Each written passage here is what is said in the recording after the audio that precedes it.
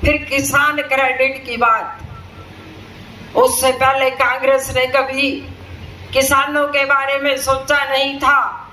जब किसानों को ट्रैक्टर लोन बैंक में रखकर लोन मिलता था तो सबसे पहले स्वर्गीय अटल बिहारी वाजपेयी जी ने क्रेडिट कार्ड बनाकर किसानों को सम्मान निधि देने की बात की। फिर कांग्रेस की सरकार आई 4 से 14 तक, 10 साल में 2G घोटाले, 3G घोटाले, कोयला घोटाला, कॉमनवेल्थ घोटालों की ही सरकार रही। मनमोहन सिंह के ऊपर फेंक दिया था। आज आपसे कहने आएंगे भारतीय जनता पार्टी हवाले आएंगे तो तुम्हारा संविधान खत्म कर देंगे। मैं आपसे पूछना चाहती हूँ, जिस भारत माता के लाल नरेंद्र मोदी जी ने सामान्य वर्ग को भी 10% आरक्षण देने का काम किया, तो वो आरक्षण वालों का आरक्षण कैसे खत्म कर सकते? इन सब झूठी अफवाहों से बचने के लिए और ये कह सकती हूँ कि कांग्रेस पार्टी को कोई वोट मांगने का राइट भी नहीं है। आपने वोट दी 2014 में, देश के प्रधानमंत्री नरेंद्र मोदी जी बने।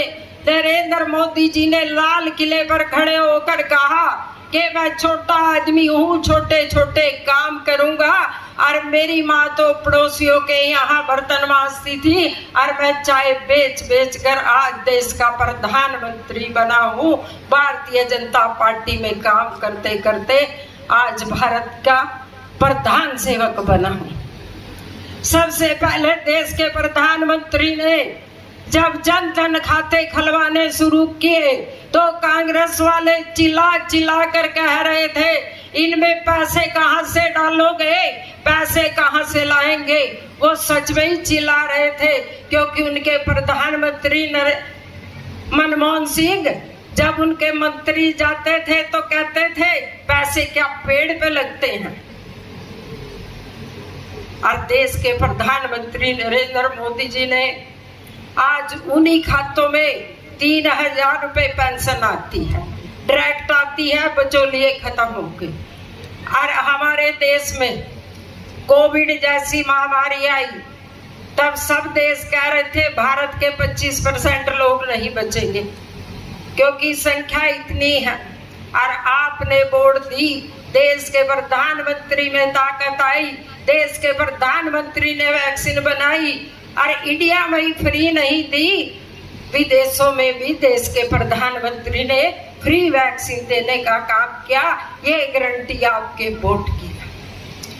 देश के प्रधानमंत्री ने 10 साल में नई पार्लियामेंट बनाई। उस नई पार्लियामेंट में अगर किसी को जाने का राइट मिला, वो महिलाओं को ही मिला जो मेरे देश की आधी आबादी है। और इतना ही नहीं, पहले दिन ही देश के प्रधानमंत्री ने नारी अधिनियम कानून बनाकर 33% आरक्षण देने का काम किया। ये ताकत है आपके वोट की। देश के प्रधानमंत्री ने कहा कि जब आपने 2019 में मुझे वोट दिया, देश का प्रधानमंत्री बनाया, मुझ में ताकत आई और पहले दिन ही धारा 370 और 35A खत्म करने का काम किया। ये गारंटी है आपके वोट की। देश के प्रधानमंत्री ने कहा 140 करोड़ मेरे भाई और बहनों, तीसरी बार आप मुझे देश का प्रधानमंत्री बनाते हो। जो जिसकी भी आयु 70 वर्ष की होगी, वो किसी भी समाज का हो सकता है, किसी भी वर्ग का हो सकता है, गांव में रहने वाला हो सकता है, शहर में रहने वाला हो सकता है। उसको 5 लाख रुपए की आयुष्मान कार्ड बनाकर ये गारंटी देश के प्रधानमंत्री ने दी है कि वो कहीं भी जाकर अपना इलाज करा सकता है फ्री में। देश के प्रधानमंत्री ने कहा तीसरी बार मुझे देश का प्रधानमंत्री बनाते हो तो मेरी गांव में रहने वाली सेल्फ हेल्प ग्रुप की बहनें ड्रोन के माध्यम से 3 करोड़ दीदी को लखपति दीदी बनाने का काम देश के प्रधानमंत्री नरेंद्र मोदी जी करें। आप सबको याद दिलाना चाहती हूँ।